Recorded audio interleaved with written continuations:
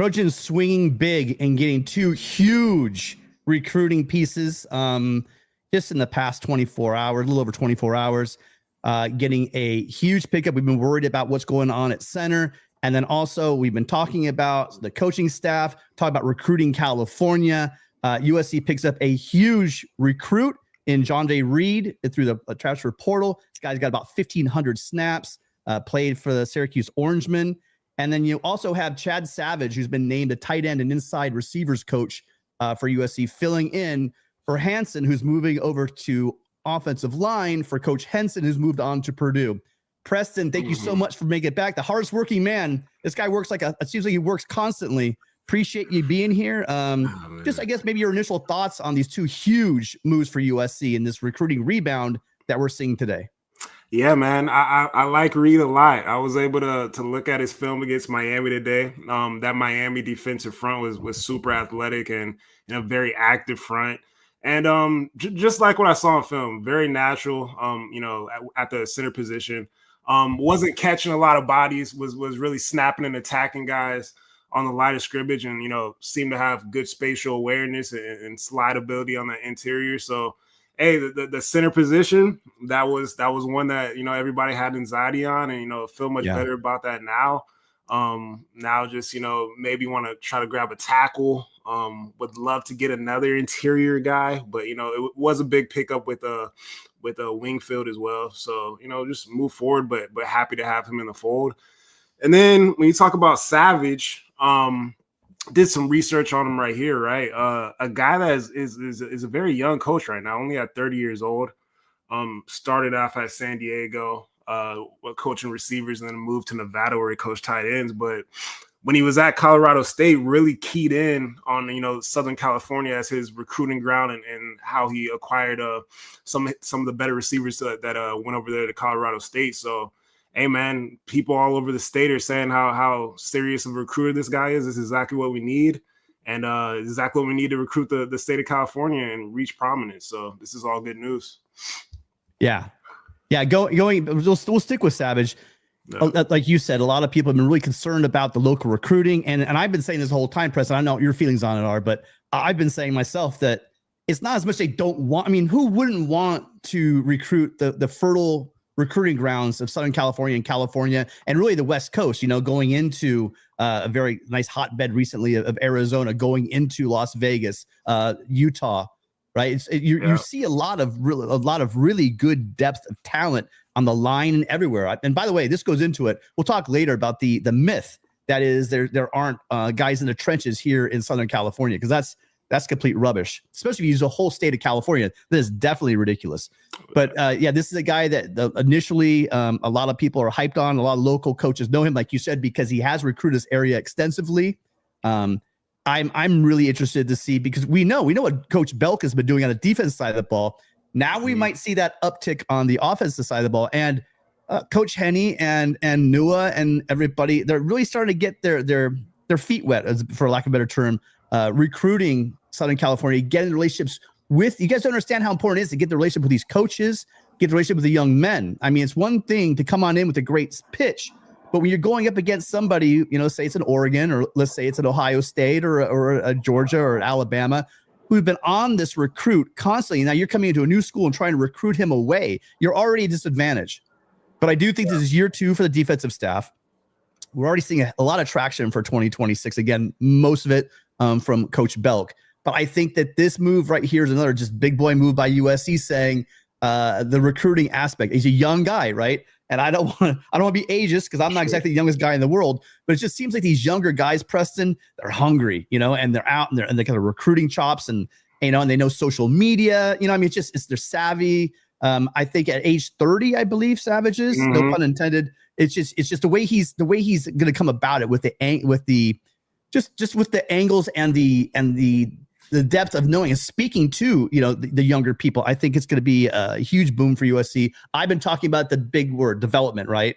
And I kind of questioned it for the past year.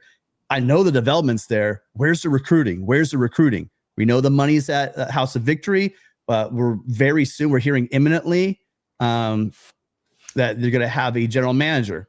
But now, Preston, putting it all together, are you bullish? I mean, are you bullish on what USC is going to be able to do here in California going forward? Do you think it's going to be? Do you think this type of hire? Do you feel it's going to maybe point to USC picking up these guys and going in a direction where they want to get the local recruit, make it an emphasis again? Hey, here's what I'll say.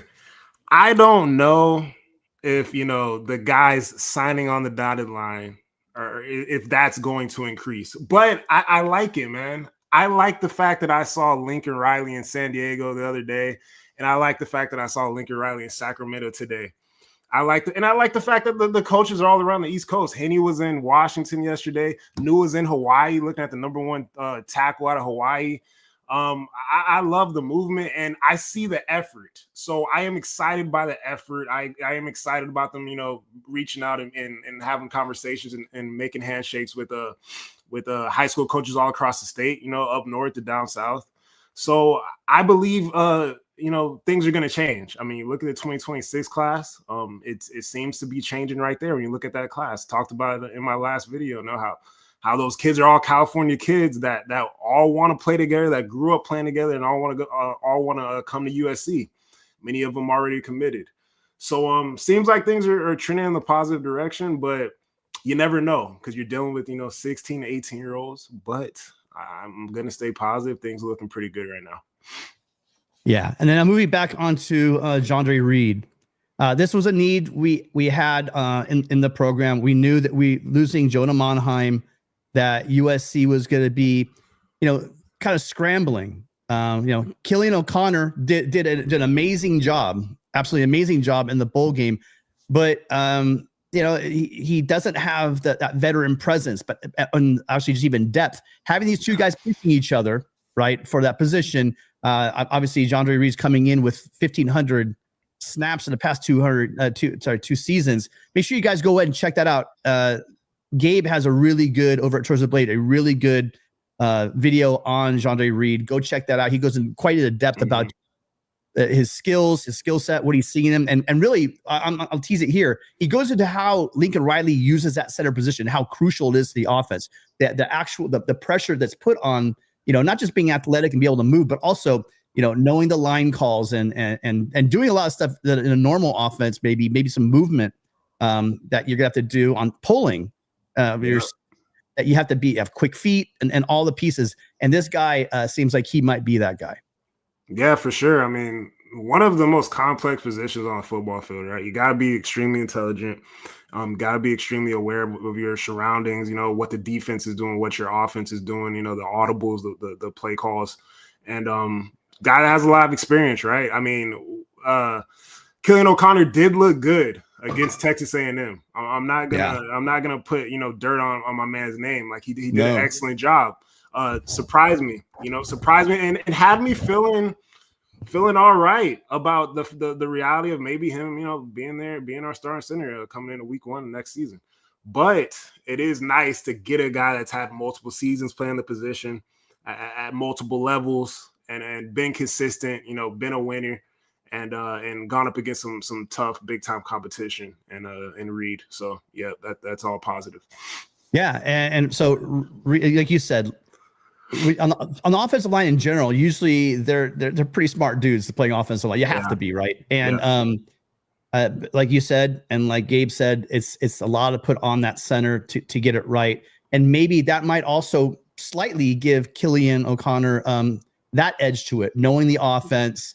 And so we have that piece in place as well as Jandre Reed picks up the offense, because it's very complicated. You got to know the blocking scheme. You got to know a lot about the offense, and you got to log some time with the guy behind you. You need to have this kind of this relationship and this sixth sense with your quarterback as well. So that's there as well. I couldn't be happier though. So this is a guy that the things that Jandre Reed has over Killian, obviously his size, 6'3", north of 300 pounds. And his movement, again, for a guy that big to move the way he does, it's an exciting time for USC. So I can't wait to see that battle in spring ball, see how quickly Reed can come along, see if Killian can use those smarts and the time that he has, not as veterans as snaps on the field, but just with the program and with the offense in order to try to hang on to that position. So it'll be a great it'll be a great battle between them. So listen, the reason why we got started late tonight, thank you all for being here. By the way, if you haven't already, do me a favor, go ahead and hit that like and subscribe button. Really appreciate everyone being here. I think Preston told me that if we don't get a certain amount of likes, he's not coming back. So you guys make sure you get some likes in there and subscribe. Not true. But appreciate you all being here on a Wednesday night. Remember, this is our normal time, 7 o'clock. We got started late because the phone lines, we've been battling. Preston and I have been working through trying to get the phone lines fixed. We have it. But here's what we'll do. We haven't done it. We used to do it a couple of years ago. We would take StreamYard calls. So I'm going to drop the StreamYard link in the chat. And so feel free to hop on in and sound off just like you normally would. You're going to have to. So basically, it's really simple. It's just like you calling in. You click the link, and then it's going to ask you to give permissions to your microphone, I believe, and maybe your audio. It's just asking for those permissions. StreamYard, this is it's a well-known software. Don't worry about that. Just go ahead and click yes to both of them and come on in and let us know your thoughts. So I'm dropping a link right now. Hey, Tim, why you drop that link? Have you guys discussed like possible GMs that you'd like to see be hired by USC? Like if you had a dream, if you could make the decision who you would want in there at GM. Have you guys talked about that? No, we haven't. I've heard other people discuss it. I think Mark Culkin did a good job talking about what was he talking about? He was talking about Sosna, Brian. Heard that name. When Sosna brought over, because he was part of that process. You guys go check that out. I'm sure it's in the description of his video. But he goes into the maybe there might be some animosity on the level. I don't know why. I think everyone's making more of this, Preston, than everyone else is. I think this move needs to be made. I don't know how much of it they're trying to build this case between Jennifer Cohen putting pressure on Lincoln Riley and battling back and forth. Yeah. I think there's a lot. I think that's just media hype, to be honest with you. Mm-hmm. I know that no head coach wants to give up any kind of power, leverage. Yeah. And I know that Cohen didn't hire Riley, but Riley came over with some agreements. And so the short answer to that is absolutely not. And to be honest with you, I don't really have a list. I haven't put a lot of thought into it because here's why. I'm so cynical. I bet you all the media, and we have some really smart media out there, and everyone's going to come up with this list, and it's all going to make sense. And then out of left field, this person will come initially like, oh, who the hell is that? And then within a year, everyone's excited that they're on board. But of course, do you have a list, Preston? I mean, I don't really have a list. I look at like a group like the Tommy Group, right? And I know about like Alex Holmes. I don't know how familiar you are with Alex Holmes. I know who he is. Yeah, I know you know who he is, obviously. But all his connections, John Turgeon and that group, what they did. I mean, they did a podcast, and I know they do some NIL stuff and whatnot. But that is really the group that when this NIL stuff are like really took off, that I wanted to kind of spearhead, things for USC. Now, I believe Holmes is in consulting. I believe he's in that. I was in a class with him at school actually, and when he was in the auditorium, it was a big auditorium class, and I remember saying, "Oh, that's Alex Holmes." I remember that. So I actually had it. I know the guy's smart. It was in the business school, and it was in an auditorium. That's all I remember, and I remember recognizing him in the class. So yeah. I'm sure the young man is very, very talented. Yeah. I would like to have him up there, man. I think he could do a good job, man. Pete Carroll's on campus too, so that could be cool. But yeah, if you got callers, we could take a call or two. Yeah, I mean, I'm honestly, what I want from this is I want somebody who has done it either at a high level for one of these schools we're seeing killing it in NIL right now, or someone from the NFL, because the college football is becoming the NFL as much as we don't want to see it. I mean, now it's getting monetized. Now that guys are getting paid, and we're talking about contracts, and we're talking about a roster. And unless you're a school that has an unlimited budget, there's going to need to be this cohesion, right? There's this kind of synergy between the front office and the practice field, and someone bringing that all together. And I think that somebody that has done it before. I like we always talk about USC. Do we want someone to learn do we want people to learn on the fly? Is that what we're looking for? And again, some of the hires that people, Pete Carroll was one of the if you thought people were mad about Helton, there was a lot of people mad when Pete Carroll. I remember when he got hired, people were freaking out. So it's not always a situation where you need to know. That's why I said to you in the beginning, it's like, I think that it's going to be a name.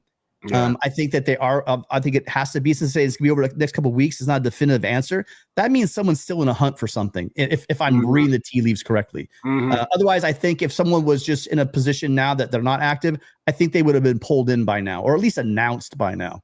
Yeah. So, makes sense. I'm just kind of spitballing and expecting it's probably going to be someone that's, actively doing something right now, and we should know pretty soon who that is and what it is. But listen, you guys, I dropped the link again. I know you guys aren't used to this, but if any of you guys do want to come on in, hey, I want to that link and join us. Grateful Trojan in the chat. They said, "What's the average NFL GM salary, assistant GM?" Right here, it says $1 million up to 7.5 million. So that's the answer to your question on that. That's interesting. Yep. I didn't really think about that, but yeah, it's a lot of money, man. Yeah, $1 million sounds, I'm sure it's gonna be. Well, for a GM, I mean, they offered Courtney Morgan what? Right, 1.5 or a million. A million. I heard the rumor was it was ordered $1 million, and it was offered $1 million, and it was turned down. Yeah, that's what the offer was, and he had working experience. He had worked with Jen Cohen at Washington, followed DeBoer over to Alabama.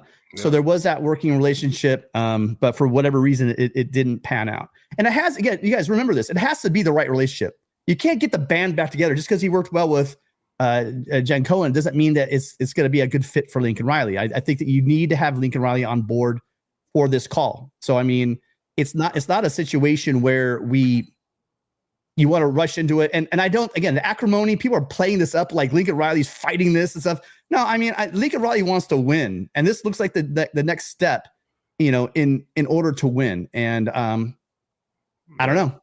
Yeah, I think you just want somebody that's going to be able to hold him accountable, hold the football side accountable, but also you need harmony, right? You need everybody to be on the same page. So it's a tricky thing, but I mean, I'm just happy that it looks like we're almost there to get in somebody in that position, man, because I'm tired of hearing about it. And I think it would help us a lot. Even though people are trying to downplay it like the GM doesn't have that much power, people are telling me that it's not going to matter. But I think it does matter. And I'm interested to see, what happens post hire of a GM at USC. And on a side note on that, I want people to realize also, so let's take a step back. And that's why I call this a recruiting rebound. Go back a couple of weeks and how much people were freaking out. And listen, hey, I don't verbalize it as much as some of you guys do, but I freak out in my head. Preston, I don't know about you. You seem like a more balanced individual than I am. But, I see some of this bad news. I heard about the Pregnon thing, and I just said it's always something, isn't it? Yeah. But then you turn that around, and we get the news about DJ Wingfield, and now adding Jandre Reed.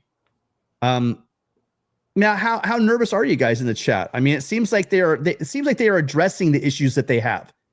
It seems like you need to have guys there on the line that have worked together. We've tried this before. So here's why I'm a bit hesitant, Preston.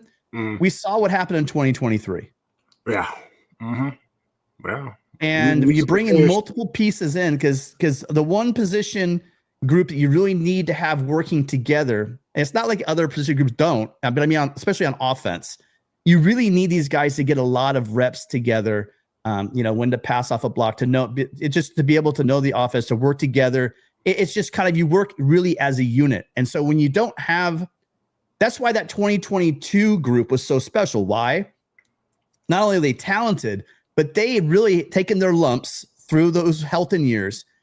Got Clay McGuire came along in 2021, really got them playing well together. And then we saw Henson come in and really solidify that unit. The one worry is going to be is you're bringing in a guy who's going to play center, like you brought up, Preston, an integral part of the line, but also that's new to the line as well. Yeah. So it'll be that's going to be something to watch to make sure that that piece works together with that synergy, like I talked about, you need to have on the offensive line. Mm-hmm. Absolutely. Well, I got to say, we got 288 people on here, and I just can't get a single. I see a bunch of people in the chat, but it looks like nobody wants to come in and talk to us. So I see. Wait, there's somebody in here though, right? I think. Oh shoot! Yeah, my bad. My bad. Brian. Wait, hold on. So let me do it this way. Let's bring Brian on here.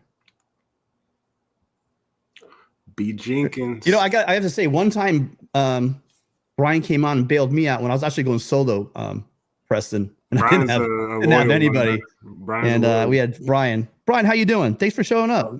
I'm doing great, man. Thanks for having me on, man. Happy New Year, guys. Happy New Year. Oh, you know what? Sorry, before we go any further. By the way, I was so stressed out about we lost the phone lines. To anybody whose lives or anyone's family members or loved ones or friends are affected by the fires going on. I don't know how I blanked out on this. It's just really scary. And our hearts and love go out to you. I think Sua Cravens put out late in the middle of the night, he had to rush his daughters out of the house and he said they were coughing. And I mean, it's just gotta be scary for all those people up there. So I know you guys, a lot of people have lost homes. A lot of people have had a lot of trouble. Our hearts and thoughts and prayers all go out to you guys. Stay strong. And I hope they get back to lives as normal as possible. Sorry about that. Sorry, that's right. Prayers out to them. Prayers out to them, their families. Hopefully, they'll get those fires under control, get them resolved, and you can get, start rebuilding. I guess that's the next phase, healing and rebuilding. So, it's not going to cost you anything if you're a true believer in a higher power, send up a prayer for those people tonight. Absolutely. For sure. We also have a celebrity in the house, along with our celebrity, Brian Jenkins. We also have the man himself, Brandon. Blackie Chan, how you doing, sir? I'm doing fine. Thoughts and prayers out to everyone in Los Angeles. I know my sisters are safe, so that's good. Oh, that's awesome. Yeah, I've got friends up in the valley. I got friends all along in the area that the fires are hitting. And I know one friend that's actually lost a house. But the most important thing, you guys, you can rebuild a house. And I'm sure they got pretty good insurance. It's good to have their families out and healthy. And thank God that I haven't heard any casualties, but and also remember this, you got our frontline responders, prayers to them out in there, and their families are probably scared, sick, crazy. Make sure that they're safe and make sure they're doing well too. Okay, so awkward transition, but what are either one of your guys' thoughts? Let's start with Jandre Reed. What do you guys think about this massive young man that's going to solidify the middle and be the captain of that offense, giving Killian Connor, pushing him for that position? Blackie Chan, you want to go ahead? Sure. I haven't really seen too much tape on him, but he was protecting one of the better quarterbacks in all of college football this year. So I definitely feel comfortable with that. So it's really good to have that ability to have that what is called veteranship in there. I know Killian and Connor had a great game and the Las Vegas Bowl. So that's good to see that competition there. But it's good that Zach Hansen is already making a difference with his first 2 weeks on the job. So it's nice to see. Yeah, instant impact, right? You bring in a new offensive line coach, and we all know Brian about Hansen's recruiting chops. So I mean, this probably shouldn't come as a surprise to anybody, right? What are your initial thoughts on Reed being picked up? I like it. It's a premium position of need. One thing we didn't want to do was go into a new season or the off season itself without having some experience at the center position. You got the quarterback of the team or the offense, and then you got the quarterback of the offensive line. And that center is going to be very important. You don't want to replace a Jonah Monheim with a walk-on. And I'm not saying that the guy doesn't have capabilities or he's not capable of it, but a lot is going to be hinging on next season. So with the building up that cohesion now, it would have been ideal to keep Pregnon and bring in, another experienced center, but, that's the hand that we're dealt right now. But Preston will tell you, I'm a big proponent of bringing in, attacking the key positions or the premium positions of need. And that's what they've been addressing. They've been showing up that defensive line, and now it's the offensive line. So they brought in another guy. I can't remember his name. DJ Winfield. Is that what it is? Yeah. I don't know. Yeah, I don't know whether or not he's going to be a starter. I like, Alona Noah, he did good, at that right guard position this past season. I think we really need to get the right tackle, nailed down. But ideally, it would have been good to bring back Pregnon, and then if you can match him with this new guy at center and Page, then you got at least more than half of the offensive line sold up. But we'll see what happens. I'm trusting in the process though. Yeah, my question is, are we going to give Killian a scholarship? Because I feel like he has earned that scholarship. Yeah. I feel like from that game. Yeah. I would be shocked also because Brandon, they don't. There's no limits anymore. You know what I mean? You don't have that 85 scholarship, so there's absolutely no reason. I would be truly shocked for the time he's put in so he's been on the field, for a couple snaps earlier in the year, and then he was in for the bowl game. Right. He's earned it just from being on, just being every day, getting reps and getting the defense ready, on second team duties. So, I mean, this young man with a lot of the I think walk-ons are going to go away. I think all these guys should be on scholarship, some kind of stipend where they're all, if you're contributing on the field in any way, practice squad, whatever, true freshman, you need to get paid and you need to be taken care of because. Did they increase it to 105 players instead of the 85 now? Did they go ahead and increase it to that? I believe is 105, correct? Is that right? Yeah, 105, right? I think he should. He's a great depth piece, and you want him to stick around, but if nothing but for the competition. We don't automatically want to give it to Reed, but if we're being transparent, he has the most experience here, and from what I've seen, on his videos, he's pretty. On his highlight tape, he's a pretty solid, center to have. I think we're lucky to have him. So. I wouldn't complain with Killian being a depth piece, in case Reed goes down. That's a good, substitution to bring in. I wish I could have saved the tweet. He had the funniest tweet. He's like, "What, we getting paid for this?" When he filled in. Keelan Connor is just a really great guy and funny, and you could tell by his teammates that what an integral part he is to this team and. We don't want to talk about it, but football's not patty cake, and you're just one play away from the player going down. And having that depth is a great thing to have. And I'm telling you guys out there, I've been trying to tell you guys this for a couple of years now. We do have depth on the offensive line. Last year, if we had, can you imagine if we had lost Monheim, if we had lost, we saw what happened. We lost Elijah late in the season. What if we lost Elijah early in the season, or Emmanuel Pregnon early in the season, or maybe a combination of those guys? I'll tell you what. That season we saw that we were all disappointed. It would have been a hell of a lot worse. They got very lucky on the offensive line last year, and you can't count on that. God, especially in the offensive line. Those guys get rolled up on, on the daily. Right. So the fact that I'm not saying they weren't playing injured or they didn't have small injuries. But those dudes were warriors and they weren't missing games, and that was crucial. They got it extremely lucky. As a matter of fact, I think no one went out until the bowl game where we had Monheim, the opt-out, and Page went down, the first quarter?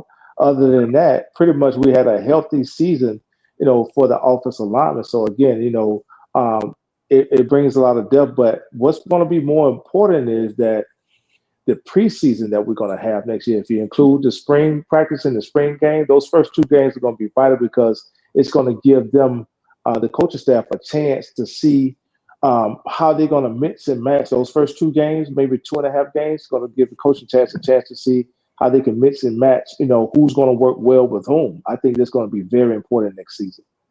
Speaking of mixing and matching, you guys, listen, I've done this a couple times. I've kind of been lazy with it. You guys, if you are not supporting the House of Victory, then please don't sit there and say you're unhappy with our roster, you're unhappy with who's on our line, who's in our secondary.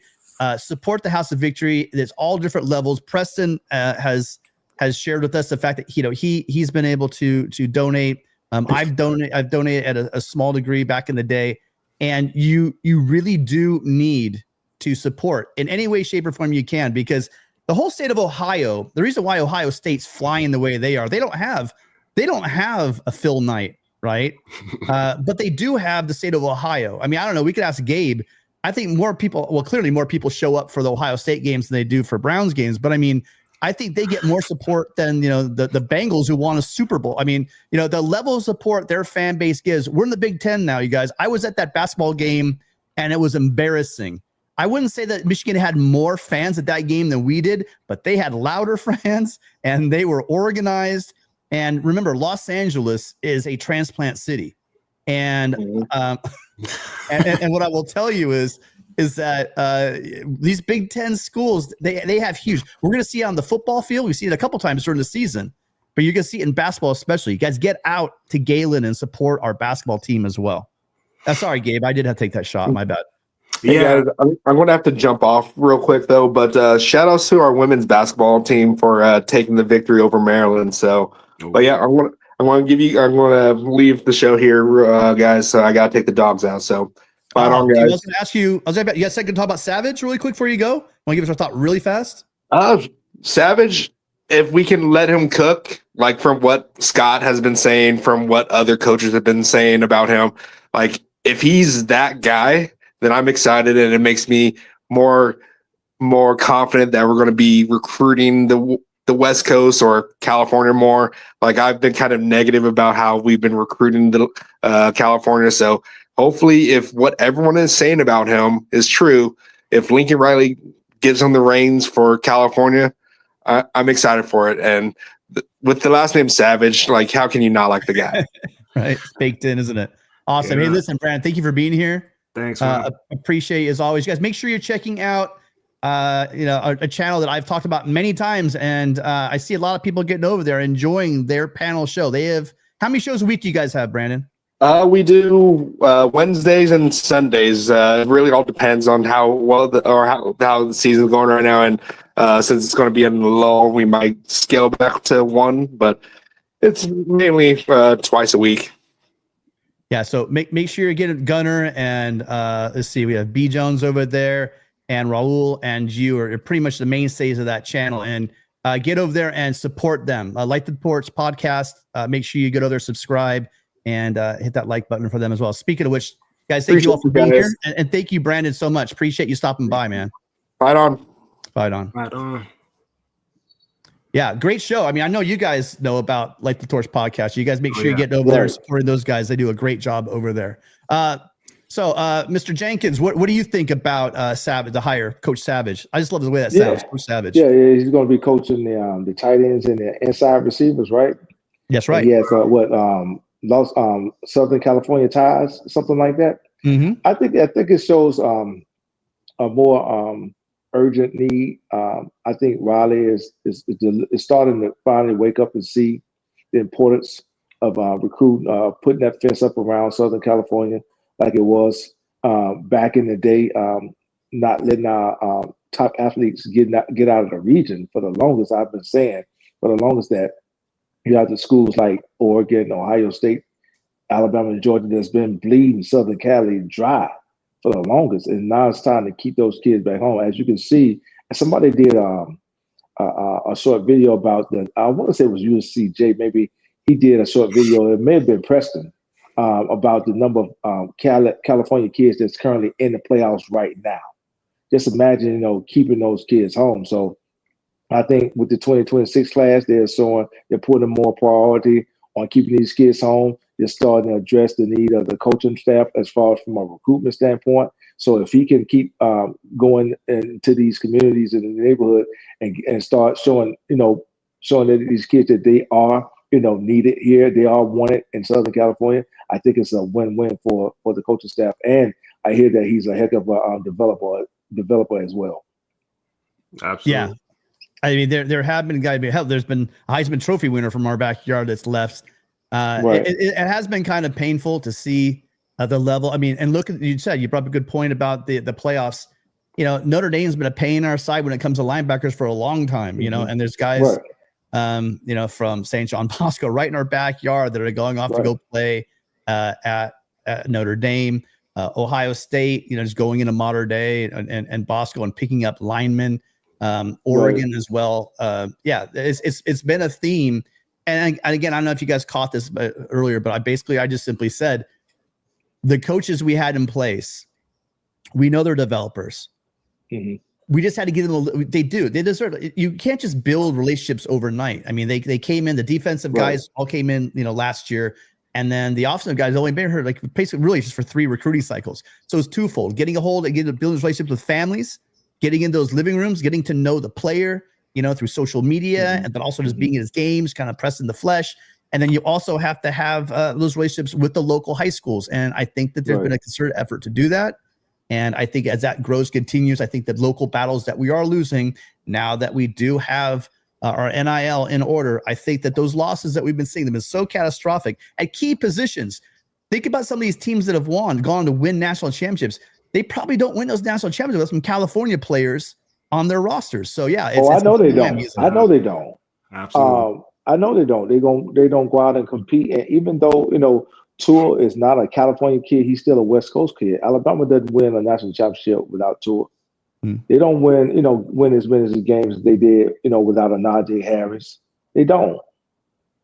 So, it's time to put that fence back up. For the longest, I think Riley, I think he was more so, he's from Oklahoma guy, so his main focus was Texas, Oklahoma, maybe some Louisiana. But now he's seeing the formula for winning is, you have those players in your backyard. Now, do you skip totally out, on other states? You want to cherry pick them. You don't leave a kid like Cam Fountain. You don't go without trying to, bring him into the fold, or maybe a Leonard Williams or something like that, or a Brian. Yeah, you want to cherry pick those other kids from other states, but you want to pretty much take that Pete Carroll formula to where you put up a fence around Southern California, California period, and cherry pick, the Floridas. You want to go and get the Nelson Aguilars, go and get the Buck Allens, go and get the Ronald Jones. You want to cherry pick those, even the Joe McKnight. I forget, we forget that Joe McKnight was from Louisiana. So you want to cherry pick those, but you want to keep that Cali talent home.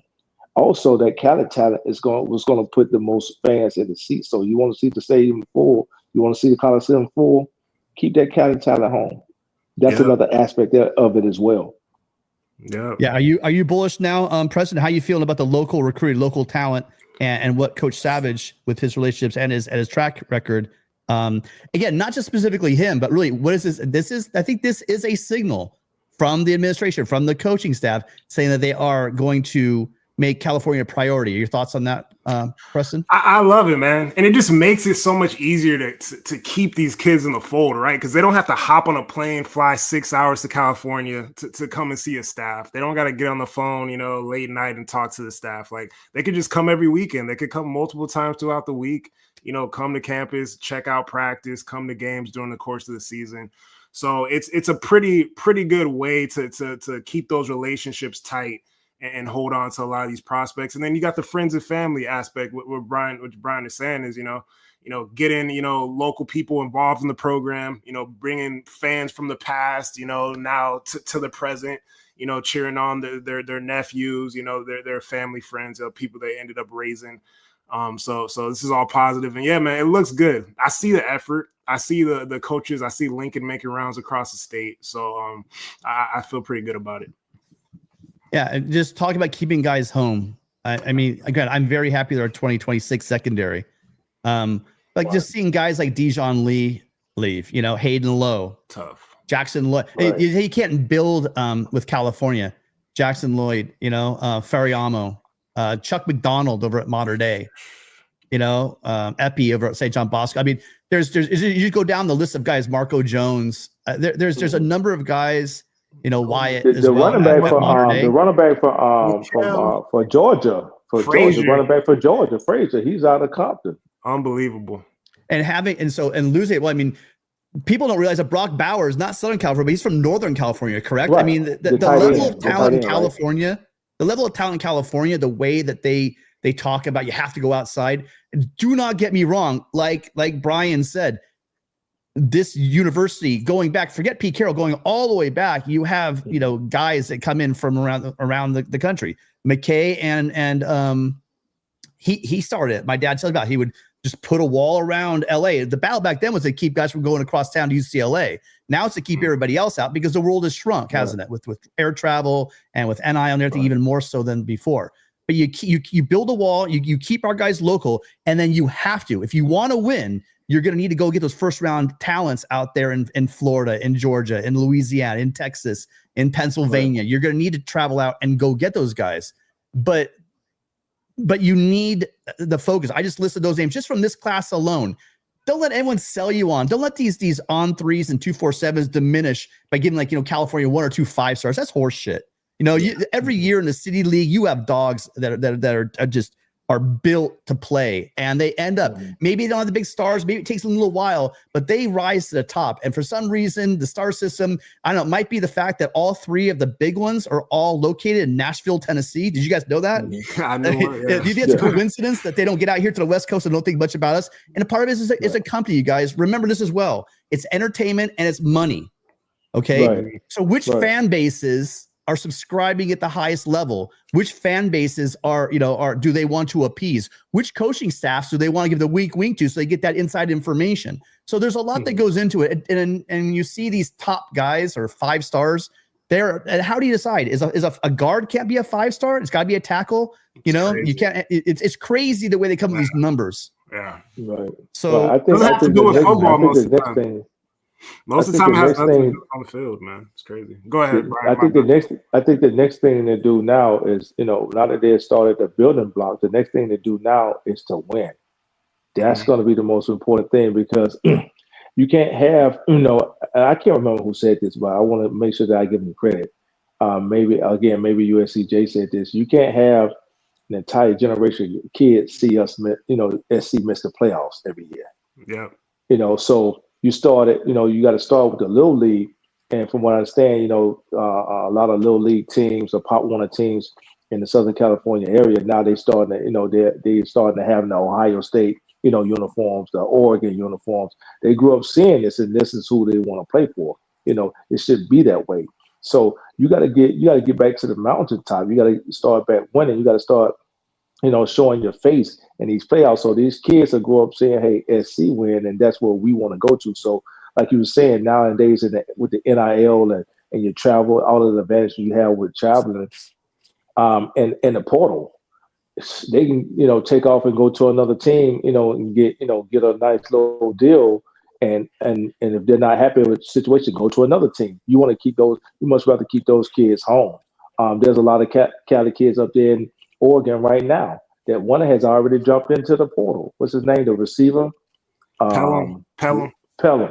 He's already in the portal. And he just went last season. Yeah.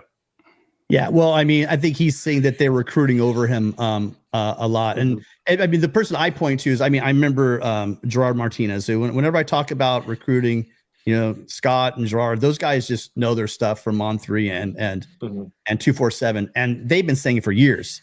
They've been saying, you guys got to relax, because it's not like the days of Pete Carroll. These kids, they hear their uncle or their dad, their older brother talk about those times, but they weren't around for it, And what have they seen the past decade? They've seen Oregon with all of their national championships, every single year come up short, right? I like that. But they do buy in to the fact that they have been a presence. We hung on to Clay Helton way too long, and you have a generation of kids that grew up. Remember, just go back 8 years. Remember when you're about 18 years old, you start really following football about 10, maybe 8 or 9 or 10. You just get into it.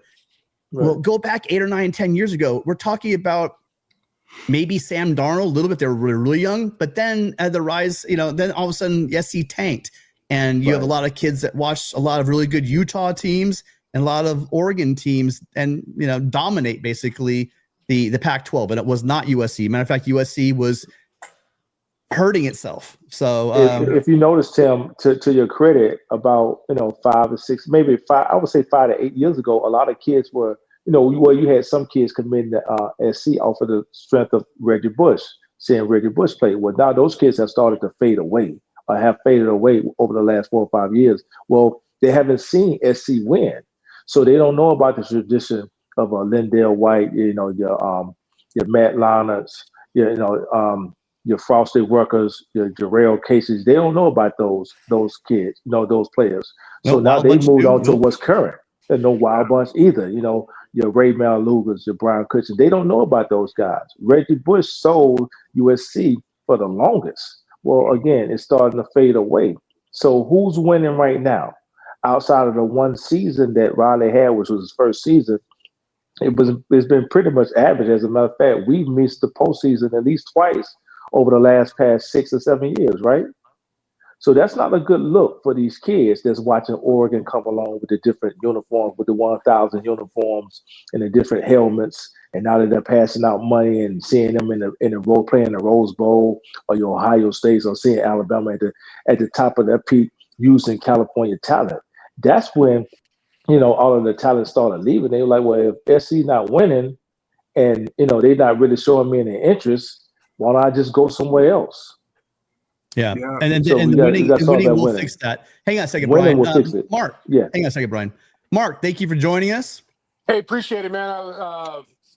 I was trying to get through on the phone, but then I guess the StreamYard, so it took me a while. But I just kind of I appreciate you guys letting me come in. I want to just preface this. I've been thinking about this quite a bit, and I just want to talk a little bit about football. I know we talk about recruiting. It's kind of tied in the same and stuff, and the California kids and all that, which is great. But I want to kind of go back to just some football and see if you guys had a little bit of insight on this. I always call in and scream about the offensive line and pressure and find out, what was it a problem with bringing in the 2 or 3 guys a couple of years ago and they just never sunk and gelled. But thinking back on that now, I want to say this first. I am a Trojan through and through. Whoever's playing quarterback, I support. But going back to the 2023 year, it seemed like Notre Dame put the blueprint out there against Caleb Williams on how to defend Lincoln Riley. Now, I'm not saying that Lincoln Riley, there's always, different people come on and commentators like, well, Lincoln Riley, why is the offense this? Why is this? Why is this? Why is this? I know there's a multitude of things, but one thing we seem to not have grasped, I think, even though the prior quarterback was in the system for 3 years or 4 years, I don't know if he actually had the fortitude and understanding of the offense. I mean, let's go back to basic football.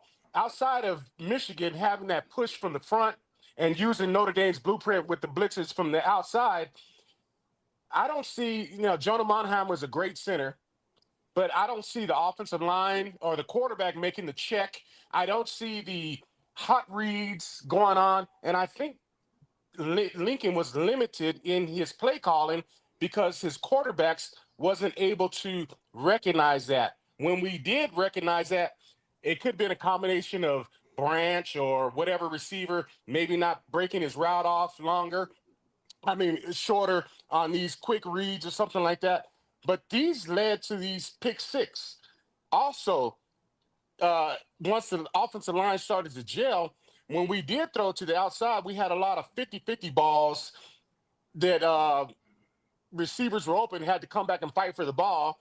And then when we had receivers wide open, we had quarterbacks missing the throws, which shouldn't happen. That should be something that's eliminated your freshman year. Okay, I'm throwing 7-on-7. I'm throwing at practice. There's no reason why, if I'm playing the game or something like that, if this guy's running wide open on the post, why I can't throw him to the open field and complete the pass, even if I had to slow him up. So I think that, a lot of the pressures, well, Lincoln Riley's not doing this. I think a lot of it is the personnel. And so having, I want to see Pregnon and all those guys, but I don't quite understand. Well, maybe was it the fact that he was asked to play center? He was out of position. He felt that he didn't get the growth on the offensive line that he wanted in regards to bettering himself for the NFL? Or was it a combination of, I have my checks and stuff like that, but the quarterback didn't recognize which way to slant the offensive line? The quarterback's throwing off his back foot. Go ahead. I'm sorry. I was saying, let's hop in here. You bring us some really good points. I mean, I want to address them. And I tell you, this late at night, after working all day and smelling that smoke all day, I'm starting to write them down because I try to remember. But I'm going back to let's go in reverse. So Pregnon, I think a big part of it is a lot. You know what I mean? I think there's a lot involved in Pregnon. We don't know if there's a rumor out there they're asking him to bump inside the center. I don't know how true or not. I don't think they're willing to die on that hill. Number one, you got to remember though. Also, his coach is moving on. It could be something as simple as maybe just personality wise. I mean, and this is not a rumor. And I'm not saying that. I'm just trying to throw everything out there for people, right? Maybe he didn't gel. It's not that he didn't like Hansen, but maybe he signed on for Henson. And he wanted to play with Henson, and he was recruited by Henson to come over. So maybe that was his guy, and he's thinking maybe I can move on. And let's face it, there's got to be some money involved here, just from the timing and everything else. It just seems like there's layers and pieces to this. So I don't think there's any really short, simple answer to that. Brian or Preston, either one of you guys have. We got some people showing up here. Brian, did you want to address that? Because we're gonna kind of move people through here, if you don't mind. Yeah, I understand that. Again, with Pregnon, I heard that rumor with Pregnon, them asking him to play center. I don't think that was more so the case. I think it was more so a money issue. I think he had proved his worth, and his agent felt like he was worth more than what the staff was willing to pay. So that's some of the hard decisions that you have to make as a GM. That's another segue. I'm sure you'll go into it. I'm glad that they're getting a GM to deal with it, so Riley won't have to deal with it. They operate separate, independently of each other, but it'll be a way to incorporate some type of checks and balances. So we don't let that that happen down the line. But now I worry though. Yeah. I mean, this is what I was worried about, and I'm not saying they don't, but you have to assume that not everybody has it. You got agents making decisions. I hope these guys have loved ones or coaches or people close to them helping the decision, because we all know the real money is the NFL, and we know that Emmanuel Pregnon's going to play. E-Man's going to play in the NFL. Are you going to give up that development that year, this money year? Think about it. This is a contract year for him. You're going to move on for an extra $100,000, $200,000 at some other school where you don't know the situation. You know the offense here. You're solidified. You know the guys to your left. You're breaking in someone new to your right, but you know the offense. You know Elijah. You know that you're going to play well. I worry they're not making rash decisions. I think 50% of it is his evaluation grade, and 50% of it is his agent. I think if he knows that he has an inkling of where he's going to be drafted, it might be beneficial to come back another year. But if you're going to risk coming back another year, then you might as well get paid for it. If you can get a significant increase from somewhere else, I'm not saying anything that's remotely close, but if you got a pretty big bump in it, then the NFL is going to grab you no matter where you play it. But I appreciate you having me on, Tim. For sure. Thank you for coming. Fight on and talk to you guys later. See you, Preston. All right, man. Fight on, man. Great call. Thank you. Thank you so much for being here. All right, bye. Does that even work? I think it even works. I don't know if it works. I don't know if you guys can hear that or not, but yeah, we got another caller. Christian. There you go, Christian. Did you hear Mark talking about the offensive line issues on the offensive side? I'll tell you what, I've been bullish. I've been bullied in the USC space on how much I've been a Henson fan, and I'm glad I got somewhat justified in my thoughts on this offensive line. But your thoughts, Christian? Mark brought up a lot of questions about the offensive line. I'm really happy. I'm bullish, and I do like picking up Wingfield. I think that really, I don't know if he's going to come in day one starter. I like, again, if you listen to what Gabe was talking about, I've been talking about the same thing. Hayden Treater and Micah Banuelos are there as well. Let's not forget about the guys we have on the roster right now. I mean, they're coming along. They're coming off, both of them coming off injury. I think it's why it's important to grab and get a couple of guys in to bolster it. But the level of depth now we have on the offensive line, Christian, do you feel like we could probably absorb an injury or two? Most definitely. And the good thing about it is, the guy we just brought in, he falls under that. That's what we're not thinking about. He falls under that new JUCO rule, right?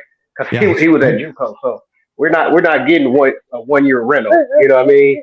At his high level, they're trying to give him 4 years now. If you go to JUCO, the 2 years don't count. So depending on what they finally decide, he has a lot of years left. I like what we're doing at the offensive line. I like what we're doing at the defensive line. I think it's like you said earlier. We just got to slow down. We lose someone and we start to panic. Yeah. Like Rome is burning, and then in the next 2 days we back on cloud 9 because we're like, oh, now I see what they're doing. So that's why when they come to the portal, I'm just like, I'm gonna just wait to the end. You know what I'm saying? Because it'll change That's every what I've day. been trying to say, but you can't. Listen, It's hard to do though. And you know it's hard to do that though, Christian. really You know hard. it's Man, hard, it bro. just wait to the end of the it just wait to the end of the day because I mean we get so jacked up about it and then in 2 days we're like, you know, that makes all the sense in the world. Like when we're losing the receivers, running backs and all that, and we kind of like what's going on, but then when we brought in the defense and Lincoln Riley told us at the beginning of last season, he specifically said we're going to approach everything from a defense first, Yep. and he's done. He's done that.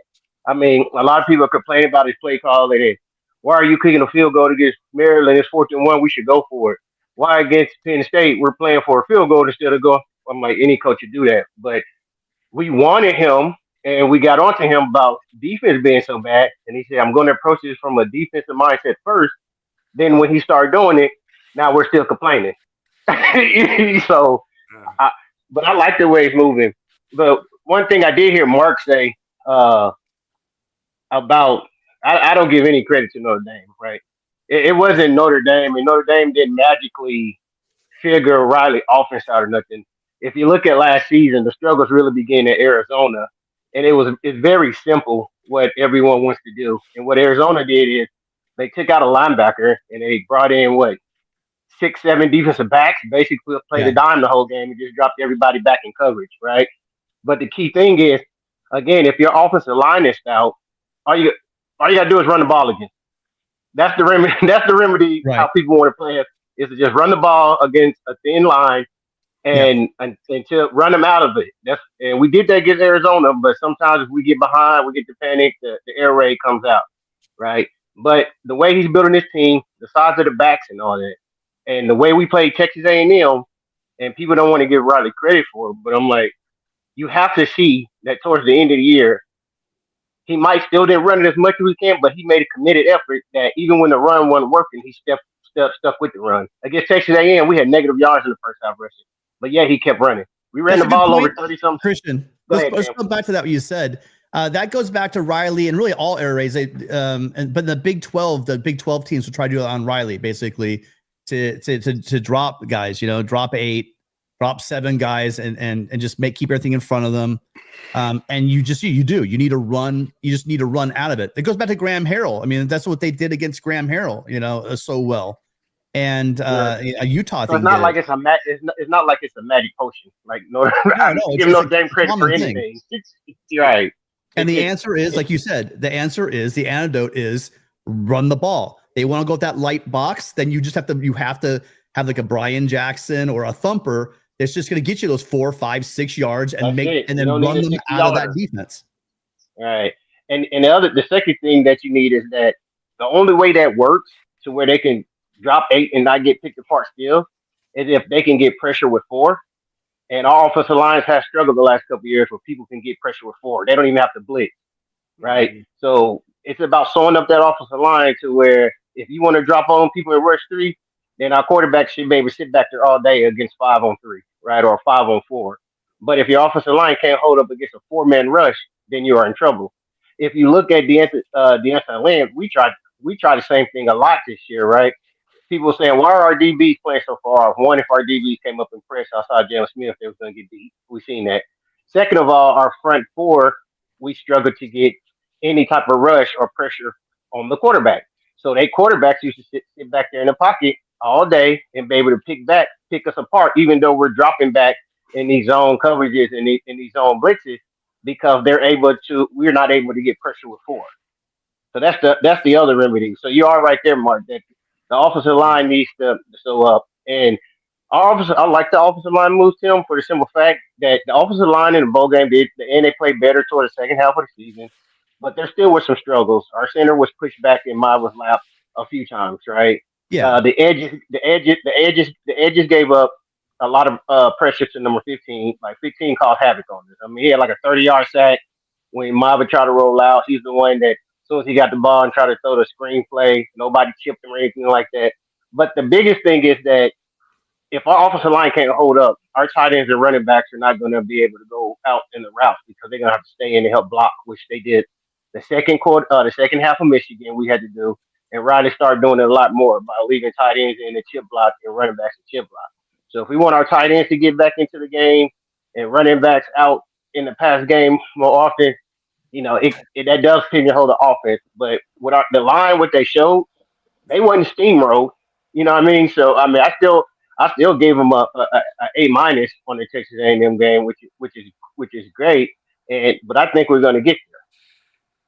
Yeah, Preston. I mean, you jump in here, Preston. I've seen a couple times you want to jump in. Well, I'm just saying, like it was the last couple of years. It's been hard because we've had some great performances. We had some great players on the offensive side of the ball, but it's been hard for people to shine just because it's been so inconsistent, right? If the blocking is well, somebody's dropping a pass. If somebody's catching a pass and there's a holding penalty, if somebody's wide open, then it's an overthrow, or it's an underthrow. So. It's just been inconsistent, particularly offensively this season. I mean, the defense, fought and I think really played above their heads all year. But offensively, just hasn't been cohesive, man. There's always a problem. There's always a mistake. So hopefully we can tighten that up. We got a lot of more experience there on the offensive line. And the young cats that we had in there this past season are a little bit older, a little bit, more experienced. So, hey, man, hopefully that experience, helps us and we can have better performances, more consistent performances throughout the season. That's that word. See, that's the word we heard all in spring camp from Coach Henderson, just consistency or Henson, consistency.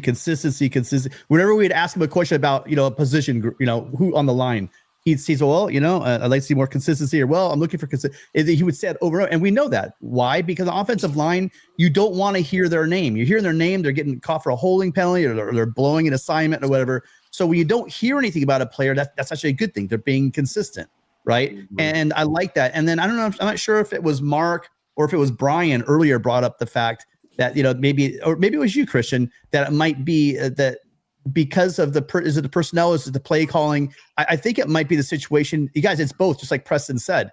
It's you cannot open your complete playbook up if your offensive line can't pass block. You can't do that to your quarterback. So that will pare back the routes that you could probably have time to run. Because a lot of these routes, not even just the deep routes, a lot of these crossing routes, a lot of stuff you have to do, even like a simple dig route, if you want the guy to get all the way across the field, you have to protect your quarterback in order to let those plays develop. That's what killed me against Penn State when we couldn't get a pass rush, is we were just a split second short on that fourth down. Allowed, again, I forgot his name again, the Ohio State receiver for Penn State. Fleming, who just had all freaking day just to kind of walk up and then just run across the field all day. We had an issue where we missed a tackle on the quarterback, and that play happens. It's on the offense side of the ball. We need that line consistency, and I think we've allowed these guys to grow up. And we knew this was going to be growing pains. Did we think we'd have to hang on to year 3 and be the issue? Probably not. But going into year 4, you guys clip it, because you guys love to clip, and so far I've been lucky. But I mean, I think that we do have that squad now with just the guys we have. I know we have on the roster, along with the guys that we've brought in. We should. I'm not saying that we're going to have an award-winning offensive line. We might. I'm not guaranteeing that, but I am pretty much guaranteeing that we will not see the sieve that we've seen 2 years in a row. And now, if you do that, along with Jaden having one more year, right, and then allowing Longstreet, I don't know how precocious he is to develop and push Jaden. And then Heward coming in. I talked about this before. Everyone's thinking it was an afterthought, and most likely from what we've seen so far on the field. But who knows? He makes that leap under maybe some better coaching. We don't know. I think the quarterback room is solid. I don't think it's great. I don't think initially, at least for the first half of the season, is going to win us games. But I'm hoping that this offensive line is finally gelled and grown up enough, and that whatever new pieces, if they do supplant the guys we already have in the system, that those guys have to be pretty damn good and understand the system for it. That's going to give these quarterbacks more time, because Jaden, the one knock I have on Jaden is that pre-snap. Again, you talk about that big, I think it was Christian, I'm sorry it's late, you guys, took that really deep sack that he took and threw the ball away. I'm not talking about the poise part of it. I'm talking about before the play happened. You got to be able to count and see who's coming, and you need if they're not accounted for, you got to have that internal clock to get that damn ball, get rid of it. Don't count your size or sidestepping. You just got to survive for another down. Don't take that huge loss. So there's a lot to it, but I think the short story is anytime we get guys like Reed coming in, and Wingfield to back up all the guys we have that we have not seen Treater yet. We have not seen Manuelos yet. We know what Elijah Page can do. We know that he's going to be solid. With Justin Tanu, I loved what I saw from him. Just amazed. I didn't expect that much from him. And so anybody that talked about Coach Henson and development, man, take a look at what he was able to do this year. Mark, your thoughts at all? Wrap up the offensive line before we can move on. No, I think that's it. I think you guys are on point. It wasn't my issue. Wasn't so much of I thought the offensive line outside of the Michigan game really came together. I think a lot of it, like I said, I think you guys are hitting it on there. There's just a combination of things, and I think Lincoln Riley wasn't able to fully put his offense into play because of lack of production from the quarterback. Some of these things, I'm pretty sure Monheim made the right call or so. Was moving protection to the area as blitzing, hitting the hot receivers, and we never really did that. And I think if we with the run game and with the game being just managed a little bit, like you guys are saying, I think a lot of these things that cause us to not have the offensive production will come together. Just simple hitting the hot route. Okay, this guy's coming off the edge. Okay, whoever's running that slant, we need to be on the same page, and we need to hit that slant and take those 6 or 7 yards to prevent them from coming off the edge. We never really seem to have that in sync the whole year. Even just like you said, Texas A&M, when we're taking this big loss when it should have been thrown off the field. I think that comes back to maybe Lincoln Riley will be able to install that stuff with the right management. And that's why I'm really happy with these offensive linemen coming in, where they have some experience and they can understand, okay, 52 is the mic. We need to slide to the left. The offensive line slide to the left. So the quarterback understands, okay, I got the hot read to the right. I'll be able to be confident in making the throw and knowing where I need to go with the ball. So those pre-snap reads, Mark, that's what I'm saying. Yeah. That's the thing. That's the evolution. Everyone keeps talking about him, his making his checks. I'm talking about before, pre-snap. Yeah. No, I think that's where I think he could, and I do think that knowing the offense more, I think is going to benefit Jaden. It's hard to pick up an offense in the amount of time that he did. Correct, it's hard to get on. It's hard to get on the same page as your receivers for the amount of reps that he had with with them. So I mean, we could hope. I'm not going to sit here and lie to any of you guys that I feel totally confident about Jaden starting next year. I'm not. I know you guys. I know a couple of you guys are big fans of Jaden's. It's not that I'm not. I'm a huge fan.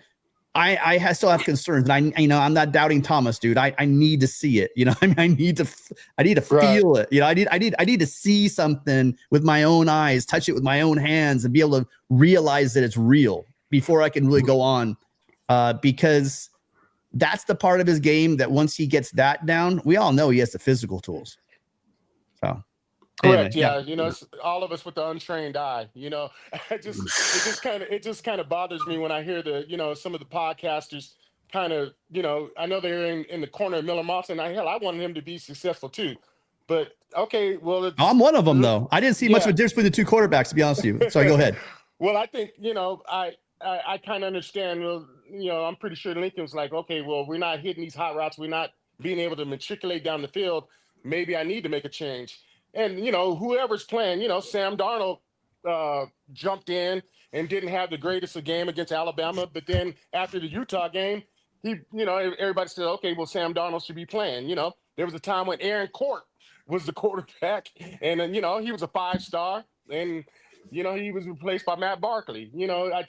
I think, we just need to give some time and hopefully, like you said, with the offensive line having some success, being able to gel together, being able to pick up those hot reads and stuff like that, I think we'll be okay. We just need to manage the game, run the ball, and I think the defense is going to be stout. I think we should be okay. I'm just optimistic. I just kind of wish that, we could stop worrying about so much of the negativity in the portal, which is hard to do because, hell, it's like a gut punch, when you turn on YouTube in the morning and this person is left, that person is left. I understand, I live and die with the Trojans, I want to see Anthony Davis running that damn kickoff back against Notre Dame. But, I just want us to be successful. And I think we're on the right path. I just wish that we just take a deep breath, give Lincoln his chance to succeed, and I think we'll be all right. Remember, Penn State, they were ready to fire Franklin. Now Franklin, he won one of the 2 games this year as opposed to both games. He beat Michigan, still lost to Ohio State, but Franklin's in the semifinals. Yeah. So I think we'll be okay. That's all I wanted to say. I just wanted to throw in my 2 bits about the quarterback situation, the offensive line, and I think we're just on the right track. So you guys keep it up. I appreciate you taking my call. Fight on, and put the number back up, man. I'm good with calling the numbers. The StreamYard was a little bit more complex for an old dude like me, man. I don't know. I'm not tech savvy. It wasn't planned, man. I'm telling you, Mark, it wasn't planned. It's just I'll tell you one thing about live radio is that it's a lot of moving pieces, and I'm telling you, sometimes it's like a ghost in the machine. It just doesn't want to work. And so I'm just glad you guys showed up. Thank you for coming in and filling in this way. Because I'll tell you what, Preston, this is great. This is even better than the phone calls. I like this a lot. Brian and Mark show up, and Christian show up, and Brandon, and we get to sit back and let them talk about. We don't even have to talk about anything. This is amazing. It's good stuff. Appreciate it. You guys are the knowledgeable ones, man. We're just throwing ideas, but you guys are giving us the feedback that we need and the positive feedback, man.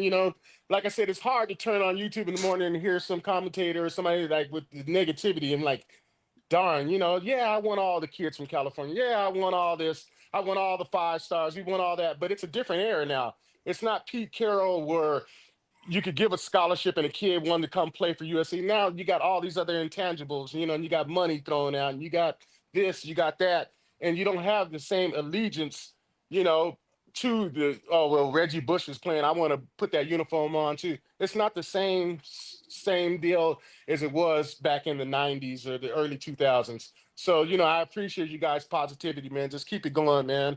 Keep us uplifted, and pretty soon it'll be spring here. And we'll be optimistic, for the fall and ready to go, man, in the fall. Oh, excellent. Thank you, Mark. Appreciate it. Appreciate it. Thank you. Appreciate it, man. Thank you, guys. Have a good one. Fight on. All right, Mark. Fight on. Yeah, talk about optimistic football talk. I'll tell you one thing. You do want to take a look at Preston's Paradise. Listen, if I need my daily test, you keep it real though, Preston. But I've been a little negative recently. I apologize. But overall, that's why I enjoy watching your stuff. So if you guys haven't subbed up to Preston's Paradise, make sure you're getting over there, checking out all of his stuff. Again, just give him a rundown of the latest couple videos that you've done. Yeah, made a video. I think I put up a video yesterday, just kind of about all the incoming transfers that we got. Some of them kind of just showing where our coaches are at. They're doing a lot of traveling across the state of California, guys. So Lincoln Riley is in multiple high schools from Sacramento to San Diego, all across the state, recruiting California. So made sure you guys know about that. And couple of the signees from the 2026 class, 2025 class were on some of these All-American games. Participating, did pretty well. Tanook Hines had a pretty good game at the U.S. Army All-American game. And we have Xavier Griffin competing as a junior in the Navy All-American game. I believe that game is tomorrow or Friday. It's coming up soon, so that's pretty good. And yeah, man, just what I've been putting out the last couple of days. Yeah, I'm a big Tanook. Some of these guys don't come in as the high 5 stars that people keep talking about and stuff like that. But if you watch their film, if you watch them play in these camps, or if you watch that little clip they have on Twitter of Tanook Hines, that really doesn't even paint the whole picture. I'm really, really excited about these young freshmen coming in the wide receiver room that they just don't get the hype. I don't know why. I don't know how they come up with what's a 5-star, what's a 4-star, and all the little details that they have about the position. But watching them evolve, you got Eisen as well, and DeCorey Sims from St. Louis. That guy is going to take a little bit of the sting. I do think by the middle of the season, that guy's going to take a little bit of the sting away from the people on what we thought that we were going to eventually get from our receiving core, just having a big, strong guy over the middle that's going to make tough catches that are going to play bigger than he is. He's not 6'6", but he is 6'3", and he plays a lot bigger than that. So I can't wait to see these young receivers just get out there and play ball, because we need every year I get disappointed with the recruiting rankings going all the way back, Preston and Christian. about how low that they rank these players. And it's not about that. Wait till they get on the field. Again, wait till you guys get some stock in Gus Cordova. Just start talking to your friends about Gus Cordova before the season.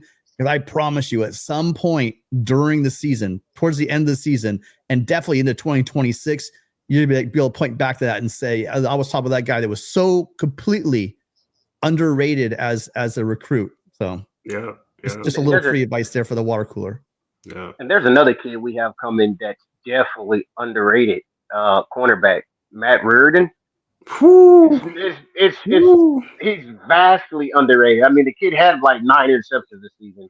And I might be short. Yeah, okay. I'm about to say I might be shortchanged though. Yeah. Like, he's 26 though, right? He's not going to be here this year, right? 26. He's No. He's 26. Yeah. He's 26. Oh, we'll be hyping him up. Don't worry. He's one of those guys that's gonna be a difference maker. He's a difference maker in high school, and you can tell off of his tape that he's gonna pop off the map. Yeah, I can't wait to see him. 26 a long ways away, Christian. I'm there, and listen, everything from I've seen his dad has tweeted out on his dad's Twitter. He's 100% Trojan, so he's like at least they're not all the way in Georgia though, right? They're right here in California, so. Right? Christen Castro, because I think that guy is a ball hawk. That guy just has a nose for the ball. I can't wait to see him. He showed his tweet came out that he's getting ready to get on campus. All these guys are finally gonna be kind of flooding into SC as school starts. You're gonna start to see these guys enroll in school, the spring enrollees, and there's a lot of them. I mean, I can't wait to see Castro out there. And then you're right, Reardon. That guy's going to be something. Yeah, they're building something. And Doug Belk, it's kind of weird. He gets now. It used to be all about Henny. Now Belk's getting the love that he deserves because that 26 class, like we were talking about in the beginning of the show, is becoming very California laden and heavy, and they're going after these guys. So, oh yeah, for sure, most definitely. All right. Well, listen, we got to get Preston to sleep, right? Unless we don't have any more. We don't have any more calls. Preston, thank you so much, guys. You don't realize Preston's in Florida, so he's always running 3 hours behind us. A 47-degree Miami, Florida night. Yeah, freezing Miami. Who would think that ever? Christian, do you have any final thoughts before we get out of here? Nope. I was gonna say I'm on Central Time, so we getting 6 inches of snow right now. So I'm 2 hours. I'll be 2 hours away. Yeah. Yeah, that's wow. All right. Well, thank you, Christian. Appreciate you showing up. Appreciate you, Christian. Thank you. Have a good night. No, I was just gonna say because everybody be calling me, but it's actually Christine, not Christian like the religion. Oh, Christine. Gotcha. Christine. Yeah. Sorry, man. I know where it's man, but I appreciate sorry about that. I know where it's nowhere. All right, you guys fight on. Fight on, Christian. Fight on. Yeah, so there we go. I guess we were about to pull the plug on this thing. The rest is like, just go, just start. People are there. It works. I mean, no, we can figure this out. We figured it out, and finally, it's crazy. What's that? 38 degrees is insane. And their air quality is absolutely. I saw that. I was looking at because California, the fires. I was looking at the air quality, and the air quality in Tucson, which floored me, was worse. And Gabe was talking about the high winds and the dust and stuff. So you guys be safe out there. If you guys. All you warriors out there, take it easy in the gym. Take it easy when you're going and doing your street work, when you're running, because the air quality is absolute garbage right now. So take care of yourselves. Take care of your pets as well, you guys. Make sure you take care of your pets. And Preston, let's get out of here. I know it's late for you. Appreciate the fact we have like almost 500 people on right now on Wednesday night, late at night. Thank you guys all for being here. Thank you for hanging in there. We got a late start. I didn't even tweet anything out because I was just such a mess before the show, but really appreciate everybody being here. So much thanks to you, by the way, for Brandon and Brian Jenkins coming in initially to get this thing rolling. And then Christen coming in as well. And then Mark, thank you, Mark, so much for being here. Mark Williams, I'll get the phone line fixed, I promise you. But listen, there's a lot of positivity. So you guys let me know in the chat or let me know in the comments if you guys want to have more of these. I mean, it was kind of fun. I'm not going to lie, Preston. This is nice. I felt lazy as hell tonight. Usually we're talking away, but these guys really know their stuff and pulled in. So again, very special thanks to all the guys that came in on the host to co-host with us tonight. That was pretty amazing. That was a lot easier than taking a regular call-in show. I'll tell you that. For sure. It was good. Fun stuff, man. I appreciate all you guys. You guys are the best. Hey, just so to recap really quick, 2 huge and significant recruiting pickups. One is a recruiter, tight ends coach and inside receivers coach in Chad Savage, coming over from Colorado State with the Rams, with recruiting ties here in Southern California. Still on that development train, but also a guy that knows the California terrain. Big pickup. And then depth and size. And when I say, a guy that's really going to come in, again, make sure you're checking out the Trojan Blade. He had a video out on Reed. Make sure you head over there after this. Check it out. Make sure you saw Brandon Blackie Chan come on. Make sure you go check out his stuff over at Light the Torch podcast. And though I didn't tweet out, thanks to all the guys like Nico and Rusty and Gil Marin that always support this show. Although I didn't get a tweet out, I know that if I had, you guys would be there to support us. Appreciate y'all being here. And one last time, you guys, if you haven't subscribed, you know what? I'm just going to say it right now. We're going to do a couple more of these. We're going to do some StreamYard ones only. So we'll do StreamYard and phone call ones. Mark's going to kill me, but we'll do a little bit of both.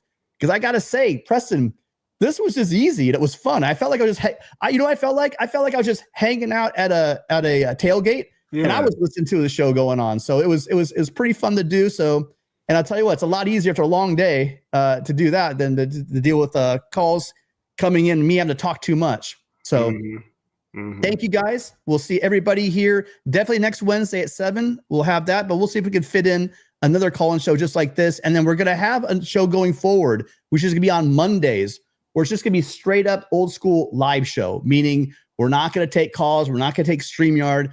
It's just going to be, me and Preston up here just talking about, the news.